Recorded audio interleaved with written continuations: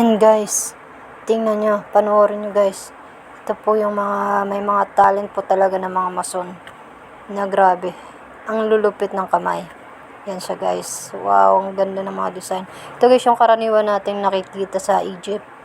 Yung sa mga bahay nila, yung mga design po nila. Yan. Yan po guys, ang ganda. Grabe. Ito naman po, yung, yan, si kuya. Guhit-guhit lang po yan. Napakasimple lang yan. Parang hollow block style po siya. Ito naman po, yan, napakasimple lang po pero wow, ang ganda rin. Hindi po ito pwede sa mga mason po na malikot ng kamay. Kailangan po yung may mga pulso po talaga. Ito yung pinaka gustong gusto ko po sa mga design. Grabe. Napakasimple lang niya pero ang ganda tingnan. Yan po ang lupit. Napakasimple lang niya. Ito naman guys, ito, ginamitan niya ng guide. Yan, ginamitan niya. Napakalupit din ng design niya. Yan, ganda. Grabe mga lodi.